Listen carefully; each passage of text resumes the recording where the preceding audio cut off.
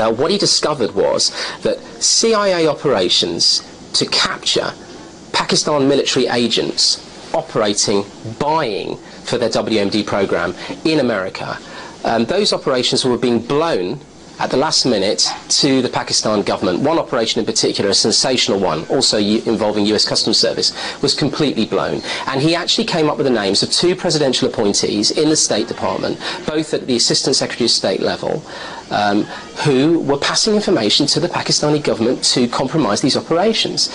He reported this. He reported also the manipulation and the politicization of intelligence that portrayed Pakistan as much further back in the development of its program, and his reward for this was to be cold-shouldered and very much to be forced out of the CIA.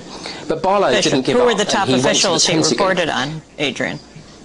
Who did this? Who tipped Pakistan off?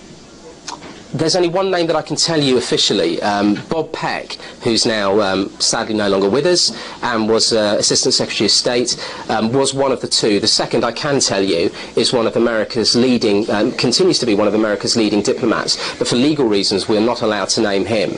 Although there is substantial evidence to point to him, but we've been asked by our legal team not to do that today. Now, I should just add one other thing before I move on to the second phase of the monstering of Barlow's, the undermining of Barlow. I should say that there are other figures and characters who recur throughout this. The other one being General Inesoll, who became under Reagan the National Intelligence Officer for WMD. And Inesoll actually, in a closed session of Congress, was openly distorting and lying about information with Pakistan in order to support the security relationship. And he would be supported by officials slightly below him within state and political appointees in the CIA, in a move that one long-term State Department official described to me as making many people in the State Department deeply cynical about governments.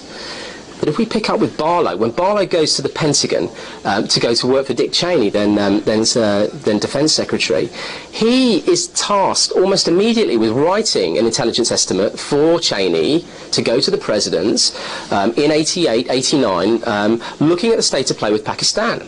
And in his report to go to Cheney, he tells Cheney what I've told you, the entire chronology of events vis-a-vis the rise of the Pakistan program and US collaboration in it. He also makes a specific point that Pakistan is still procuring for the program, and it has adapted its American-supplied F-16 fighter jets as its platform to drop a nuclear bomb. Next thing you know, literally pretty much overnight, Barlow's security clearances evaporates. A vicious whispering campaign begins in the Pentagon, accusing Barlow of being potentially a spy, a traitor, an adulterer, a drunkard, and his wife Cindy, who's also in the CIA, is very much set against him. Now, this may sound to you remarkably like another case, the Plame-Wilson case, and it's the same cast of characters who are very much involved in the periphery and centrally with Barlow's smear. It involves, once again, Louis Scooter Libby, Stephen Hadley, Paul Wolfowitz, Dick Cheney, Eric Adelman, still in the Pentagon, negotiating with Pakistan. All of these people revolving around the Barlow case, helping to spread this smear.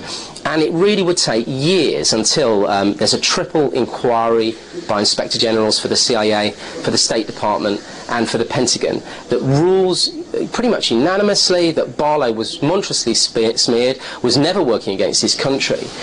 And his lawyers discover that his report to Cheney had been completely rewritten to say the exact opposite of what he'd written, that Pakistan had no bomb, was not advancing its program, could not use American F-16 jets to deploy its bomb. And the reason for that was that the Pentagon was considering in 89-90 selling another several billions worth of F-16s to its client Pakistan.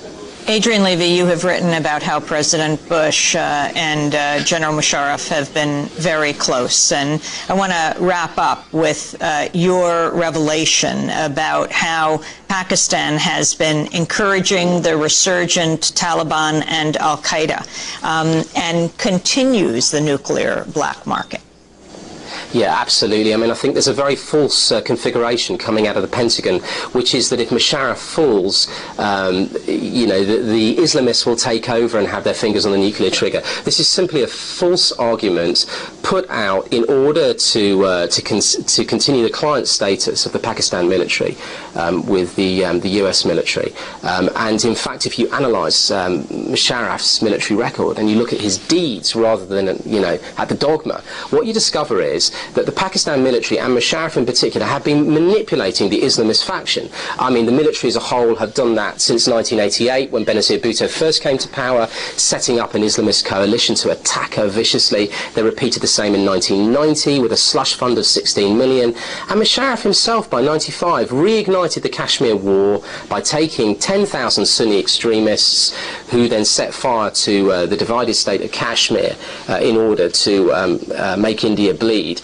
And that element of Islamists would join forces very much with Al-Qaeda factions, with the Taliban by 2006-2007. You know, the national intelligence estimates for this and the published intelligence for this shows, both in the UK and Europe, that these factions, these Sunni militia, gave new lifeblood to the Al-Qaeda remnants and to the Taliban in the Waziristan area, and the meddling would continue.